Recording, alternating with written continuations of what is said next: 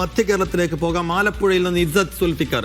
ഇസ്സത്ത്, ഈ തെരഞ്ഞെടുപ്പിലെ ശ്രദ്ധാകേന്ദ്രമായ മണ്ഡലങ്ങളിലൊന്ന്, ജില്ലകളിലൊന്ന് നിശ്ചയമായും ആലപ്പുഴയാണ്. ആലപ്പുഴയിൽ ഇപ്പോൾ ജില്ലാ പഞ്ചായത്ത് എടുക്കുകയാണെങ്കിൽ, മുനിസിപ്പാലിറ്റി എടുക്കുകയാണെങ്കിൽ, ഗ്രാമപഞ്ചായത്ത് എടുക്കുകയാണെങ്കിൽ മൃഗീയമായ ഭൂരിപക്ഷം അവിടെ LDFനുണ്ട്. പക്ഷേ കഴിഞ്ഞ ലോക്സഭാ തെരഞ്ഞെടുപ്പിൽ ഈഴവ വോട്ടുകളടക്കം കാര്യമായ ചോർച്ച, ഇടത് ഈഴവ വോട്ടുകളടക്കം കാര്യമായി BJPയിലേക്ക് പോയ കാഴ്ച നമ്മൾ കണ്ടതാണ്. അതിന് പിന്നാലെയാണ് SNDPയെ കാര്യമായി കൂട്ടുപിടിച്ചുകൊണ്ട് CPM പുതിയ തന്ത്രങ്ങൾ മെനഞ്ഞതൊക്കെ. അപ്പോൾ ഒരു നിയമസഭാ തെരഞ്ഞെടുപ്പിലേക്ക് പോകുന്നതിന് മുമ്പ് തദ്ദേശ തെരഞ്ഞെടുപ്പിൽ ഈ ഈഴവ വോട്ടുകൾ എവിടെ നിൽക്കുന്നു എന്നാണ് ഏറ്റവും പ്രധാനപ്പെട്ട ചോദ്യം. എന്തായിരിക്കും ആലപ്പുഴയുടെ വിധി?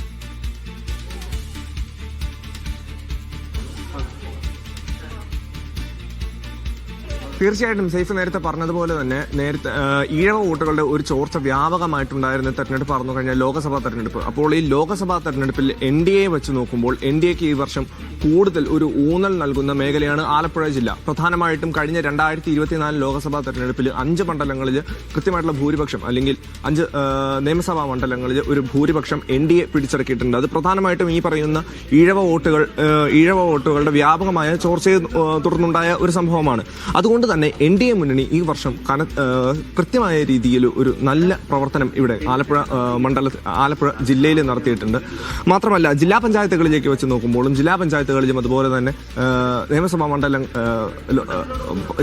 ബ്ലോക്ക് പഞ്ചായത്തുകളിലെല്ലാം കൃത്യമായിട്ടുള്ള ഒരു പ്രവർത്തനം NDA മുന്നണി നടത്തിയിട്ടുണ്ട്. മാത്രമല്ല, UDFനെ വെച്ച് നോക്കുമ്പോൾ കഴിഞ്ഞ കൊല്ലത്തെക്കാളും അല്ലെങ്കിൽ എല്ലാ വർഷത്തെക്കാളും ഒരു മികവുറ്റ പ്രവർത്തനം ഈ തവണ UDF മുന്നണി ഇവിടെ നടത്തിയിട്ടുണ്ട്. പ്രധാനമായിട്ടും UDFലെ വെച്ച് നോക്കുമ്പോൾ വിമതശല്യം കുറവായിരുന്നു. അവസാനം ഒരു വിമതശല്യം ഏറ്റവും പ്രധാനമായിട്ടും വന്നത് അമ്പലപ്പുഴ മണ്ഡലത്തിലായിരുന്നു. അമ്പലപ്പുഴ മണ്ഡലത്തിൽ പിന്നീട് അത് സംസ്ഥാന നേതൃത്വങ്ങൾ, ലീഗിന്റെ ഉൾപ്പെടെയുള്ള സംസ്ഥാന നേതൃത്വം ഇഷ്ടപ്പെട്ടുകൊണ്ട് അത് മാറ്റുകയായിരുന്നു. മാത്രമല്ല, KC വേണുഗോപാൽ MP നേരിട്ട് പ്രവർത്തനം നടത്തിയ ഒരു മേഖലയായിരുന്നു ആലപ്പുഴ ജില്ല. ആലപ്പുഴ മുനിസിപ്പാലിറ്റിയിലെ ഏറ്റവും അവസാന ദിവസം MPയുടെ നേതൃത്വത്തിൽ റോഡ് ഷോ വരെ നടത്തി. അതുകൊണ്ട് തന്നെ UDF മികവുറ്റ ഒരു പ്രവർത്തനം ആലപ്പുഴ ജില്ലയിൽ ഉടനീളം നടത്തിയിട്ടുണ്ട്.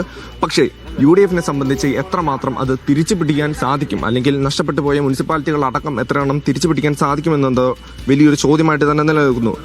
പക്ഷേ LDFനെ വെച്ച് നോക്കുമ്പോൾ LDFൽ വിമതശല്യം ഈ തവണ കൂടുതലായിരുന്നു. പ്രധാനമായിട്ടും രാമങ്കരി പഞ്ചായത്ത് പ്രധാനമായിട്ടും സംസ്ഥാനം ഉറ്റുനോക്കുന്ന ഒരു മണ്ഡലമായിരുന്നു.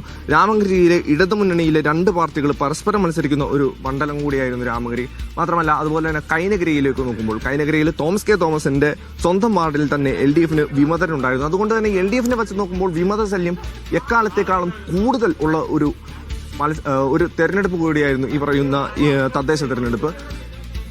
പോളിംഗ് ശതമാനം എടുത്തു നോക്കുമ്പോൾ എല്ലാ വർഷത്തെക്കാളും കുറവായിരുന്നു. പക്ഷേ പോളിംഗ് ശതമാനത്തിലും മുന്നണികൾക്ക് ഒരു പ്രതീക്ഷ നൽകുന്നത് LDFനെ വെച്ച് നോക്കുമ്പോഴാണ്. LDFന് കൂടുതൽ പ്രതീക്ഷ നൽകുന്ന ഒരു പോളിംഗ് ശതമാനമായിരുന്നു. പക്ഷേ എന്നിരുന്നാലും UDF ഒട്ടും പ്രതീക്ഷ കൈവിടാതെയും അതുപോലെ തന്നെ NDA മുന്നണി കനത്ത ഒരു പോരാട്ടം കൂടി ലക്ഷ്യമിടുന്ന ജില്ലയായി മാറുകയാണ് ആലപ്പുഴ. സേഫ്. യെസ്, അപ്പോൾ ഇസ്സത്ത് പറഞ്ഞതുപോലെ തന്നെ ആലപ്പുഴ വളരെ ആകാംക്ഷയോട് നോക്കിക്കാണുന്ന ഒരു തെരഞ്ഞെടുപ്പ് ഫലം കൂടിയായിരിക്കും. പറഞ്ഞതുപോലെ തന്നെ ഈ വോട്ടുകൾ എങ്ങോട്ട് പോകും എന്നുള്ളത് വരുന്ന നിയമസഭാ തെരഞ്ഞെടുപ്പിന്റെ ഒരു സാമ്പിൾ കൂടെ എനിക്ക് തോന്നുന്നു ആലപ്പുഴ നൽകും എന്നുള്ളത് കൂടിയാണ്. ശരി.